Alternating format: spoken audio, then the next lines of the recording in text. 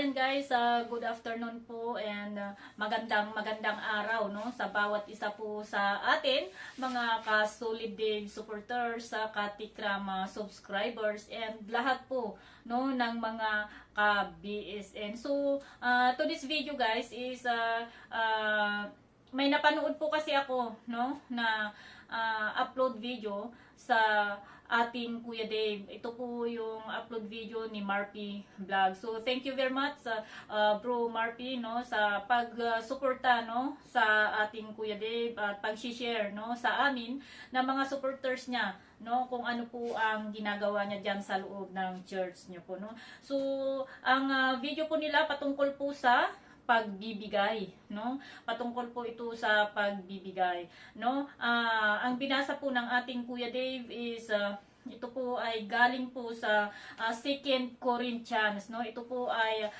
pangalawang Korinto no, or Hebrews ba yun sa ano no, 2 Corinthians chapter 9 verse 7 no, chapter 9 verse 7 no. Ganito po ang sabi ng pangalawang Korinto no, chapter 9 versikulo 7 no. Sabi niya po, babasahin ko po ito sa Ilocano kasi parang mas magandang pakinggan pagka Ilocano no. Ang sabi niya, tunggal maysa din ako matipan na pananggap na, iti puso na no. Yung pananggap na sinasabi guys, bawat isa magbibigay sana kung ano ang laman ng puso no. Ito po ay galing sa puso no. Saan nga itidakis anake, wino mapilpilitan, wino napipil, hindi raw sa masamang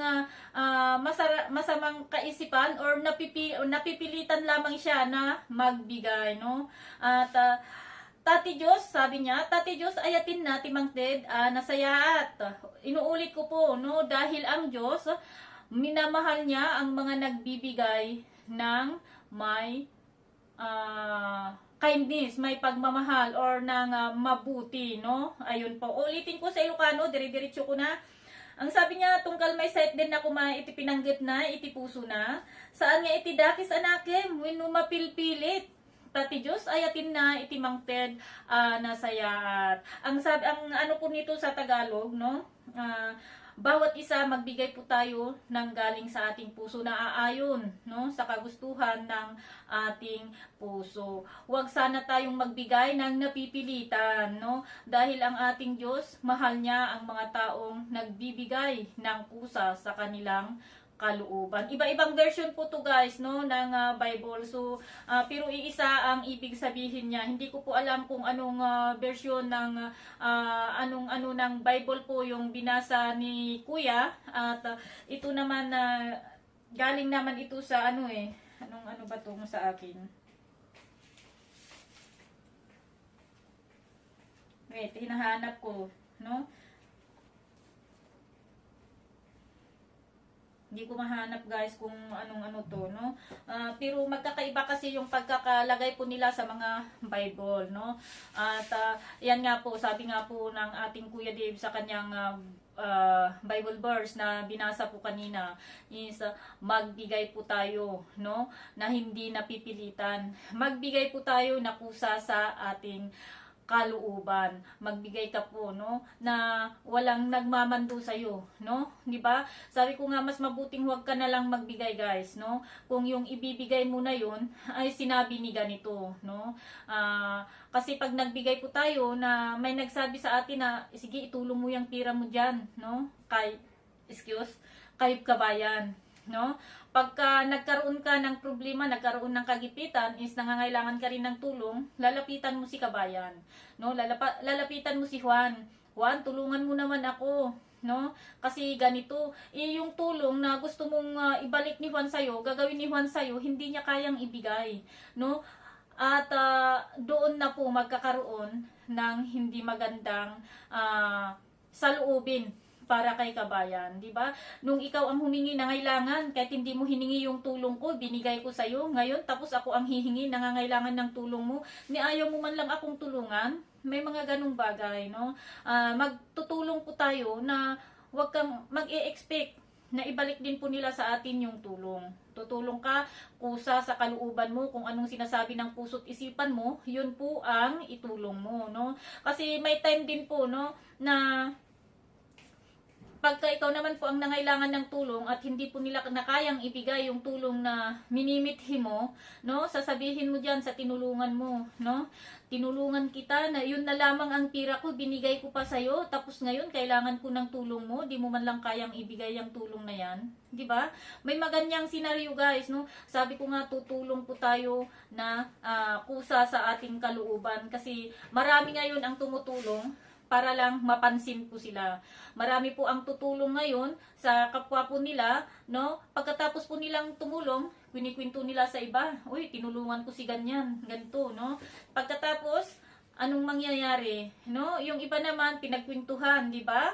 So, marami din pong tumutulong ngayon kasi nga, may gusto po silang patunayan sa taong kanilang tinutulungan, no? Pagkatapos, pag hindi na pagbigyan po yung kagustuhan po nila, doon na po mag-uumpisa, no, yung gulo, no? Sasabihin na ni tumulong ako sa iyo nung ganito, nagbigay ako ng tulong sa iyo, ganito ganyan, tapos yung bagay lang na yan na hinihingi ko, hindi mo pa mapagbigyan. Anong klaseng tao ka, 'di ba?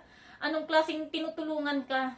May ganun eh. No, na real talk po to guys, no, real talk po, totoo po to, no, may mga tutulong din, no, para lang malaman ng buong mundo na siya ay tumutulong, no, sige, magbibigay, pero pag hindi po pagbigyan yung kagustuhan po, ay, ayan na, ay, babawain ko na yung tinulong ko sa'yo, hindi ka karapat dapat na tulungan, ginagamit mo sa iba yung tinutulong ko sa'yo, akin na yung tinutulong ko sa'yo, no? Hindi mo naman naibigay yung gusto ko, 'di ba? May mga ganyang klaseng tao, guys, no? Ang gusto po nila is kaya po sila tumutulong is para lamang po pag may hilingin po sila sa inyo ay maibibigay nyo rin po, no? Ibig sabihin 'yun, kaya kanila tinulungan para mahawakan ka sa liig. Kaya kanila tinulungan para magkaroon ka ng utang na loob sa kanila. Para sa ganun, kung may sasabihin po sila sa'yo, may iniisip ka, may utang na loob ako dyan, kaya gagawin ko yung gusto niya, no? Paano na lang kung ang gusto po ng tumulong sa'yo is pakisiraan mo nga yung pangalan ni ganito? Pwede ba? Dahil nga po, may utang na loob ka sa kanya, no? Ikaw naman, dahil sa utang na loob na yan, gumawa ka rin ng paraan. Hindi mo inisip na yung pinapagawa sa'yo ay mas lalo kang masisira, no? Hindi lamang yung sinisiraan mong tao ang masisira mo, no? Pati sarili mo masisira ka. Di ba? Maraming ganyan, guys, no? So, mas mabuti pong pagtumulong po tayo, tahimik lamang, no? Mas mabuti pong pagtumulong po tayo, kung ano lamang yung kaya po natin na itulong, yun lamang po, no? Huwag na po tayong maghanap ng malaking itutulong sa kapwa po natin kung wala naman po, no? Di ba? Para sa ganun, kung magkaroon man ng mga problema mo sa tinulungan mo, at least mas magaan na tanggapin. Kasi kusa mo namang ibinigay yun, no? Hindi kagaya nito na tumulong tayo, pag hindi tayo pagbigyan, babawiin natin yung ating itinulong, no? Isisingil po natin, tinulungan kita, ganito, ganon, amin na yung itinulong namin, no? Ang laki yung binigay namin sa inyo, milyon yung binigay namin sa iyo, di ba? Sayang yung pinambili ko na ganito, nirigalo ko sa'yo. So, realidad po na nangyayari ngayon, lalong-lalo na po sa community ni Tatay Ram, no? Sa mga supporters ng ating Kuya Dave Kuno na nagmamahal. Yan po ang nangyayari. So, guys, no? Again, inuulit ko po, no, mas mabuting huwag na lamang po tayong tumulong kung hindi naman po buo ang loob po natin, kusa ang loob po natin, at ang pagtulong na yan ay walang pagmamahal. Kasi lalo lamang po tayong nagkakasala, no, sa sukol pagtulong na yan, no? Kasi kung tayo po ay nagbigay at naghihintay po tayo ng kapalit, hindi po tulong yan, guys. Parang nagbarteran lamang po kayo ng paninday, no? Tutulungan kita, pero pagkatapos niyan, pag nangailangan ako, ibalik mo yung tulong ko, no? Nagbarteran lamang po kayo, no, ng paninda, no, ng ano ba yun? Ng produkto, di ba? Ganun ang mangyayari. Pagka ang gusto po natin ay tulungan po natin yan para pagkatapos naman hihingi tayo ng tulong niya, no? Ang tulong, ibinibigay po yan na walang hinihintay na kapalit. Ibinibigay po yan na itong musmo kasi kusang lalabas sa puso mo yan eh. Yung pakiramdam na yan, ang bait ng taong ang batang ito, gusto ko siyang tulungan kahit papaano, kahit wala na ako, eksakto lang ang mayroon ako, eksakto lang ang sahod ko sa pamilya ko, pero maglalaan ako ng para dito, no? Yun ang ginagawa po, no, ng mga ibang supporters ng ating Kuya Dave. Sa totoo lang, no? Ako, karanasan ko to ever since nag-fangirling ako sa mga artista, sa mga sabi ko na sa mga sinusuportahan ko, no? Yung allowance ko doon ko po kinukuha ang aking sinishare, no? Instead na mag-holiday ako ngayon, kagaya nito, holiday ko po ngayon, no? Instead na mag-holiday po ako ngayon, yung pamasahe ko, pangkain ko, di ba? Gagastusin mo yan sa labas, so huwag ka na lamang lumabas, no? At isave mo yung mga pangkain na yan, pamasahe mo para po sa tutulungan mo. Ganun po ang ginagawa po ng karamihan na OFW, no? Na kaming mga mabababa lamang ang sahod. Pero yung Pira de los Buenos, guys, no? Bato-bato sa langit ang matamaan. Ay totoo ang aking sinasabi, no? Pero may mga iba kasi diyan na akala mo naman, no? Nag-opisina po sila sa ibang bansa. Akala mo naman yung sahod po nila ang laki ng iniangat sa sahod po namin, no? Akala mo naman sila po ay mayorduma sa ibang bansa, no?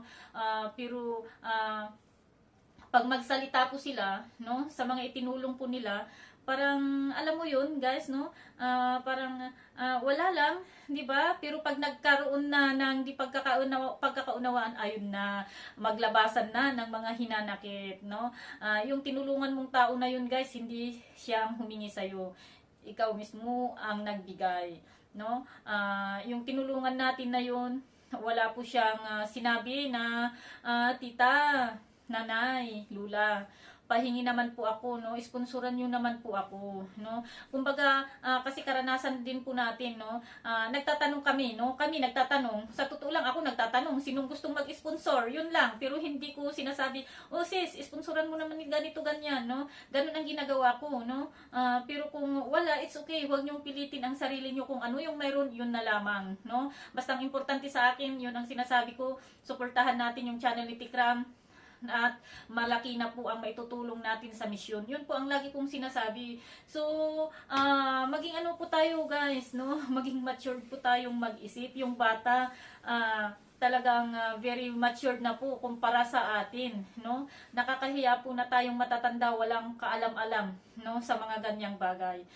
Yung bata pa po ang nagre-remind, no, sa ating mga matatanda kung ano ang dapat nating gawin. So, mahiya po tayo, no, sa ating sarili, lalong-lalo na po mahiya po tayo sa Diyos, no. So, ayan guys, panoorin niyo po tong offertory prayer ng ating Kuya Dave, and Bible ano niya, no, Bible sharing niya, no, Bible verse niya, no, at para sa ganun ay matauhan natin. Ilalagay ko rin po dito sa screen yung Tagalog, no, ng binasa ng ating Kuya Dave, kasi baka magkaiba yung version niya, version sa Bible na binasa niya at sa akin, no. So huwag po sana tayong huminto, no, sa pagsuporta sa ating Kuya Dave at sa misyon ng tatay niya. Basta guys, mag-iingat po tayo, and ayan po, ito po ulit ang iyong ka-BSN, no? Nagpapaalam po ulit sa inyo, at kita-kita po tayo mamayang gabi. Bye po, and ingat po kayo palagi.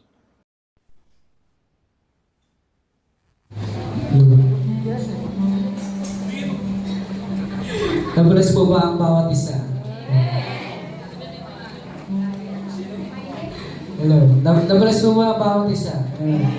Lahat po tayo is nabusog sa salita ng ating Diyos. So, ngayon naman po, is narako tayo sa ating pagbibigay o pagbabalik sa ating Panginoon. Amen po ba daw?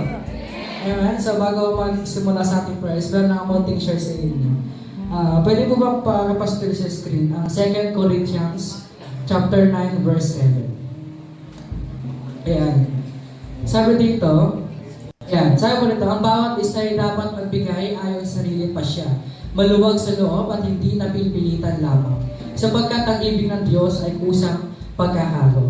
Amen po ba doon? Ayan. So dapat po tayo lahat is magbigay ng pabalik sa ating Panginoon. Hindi po napipilitan. Amen. Sige, bawakan po natin ang ating pagkakaloob sa ating Panginoon at tayo po isaglit manalangin. Ama naman Diyos na pinakabanal at makapangyarihan sa lahat, Hari ng mga hari, Diyos ng mga Diyos, Ama. Patuloy ka, O Lord, maghari sa buhay ng bawat isa, Panginoon. Alam namin, Panginoon, kami nabusog sa iyong mga salita na mga panibagong kaalaman, Panginoon, na galing sa aming pastor, Panginoon. O Lord, ngayon naman, Panginoon, kami magbabalik sa iyo, Panginoon, na aming bukal sa puso namin, Panginoon. Pinapanalangin din po namin, Lord, ang aming mga personal income, mga business, kung saan po namin pinagkukuhan ng mga saliping na ibibigay namin sa iyo, Lord, na patuloy mo, Panginoon, na gamitin, Panginoon, sa ikalawak ng iyong ministeryo, O Lord. Mga patuloy ka maghari sa buhay ng bawat isa. Kundi, Panginoon, sa mga tao, Panginoon, na magbibigay sa iyo, Panginoon. Patuloy mo sila samahan, O Lord, sa kanilang mga buhay, Panginoon. Na po kami sa madalangin sa pangalan ng Jesus, na aming pong Panginoon. Amen.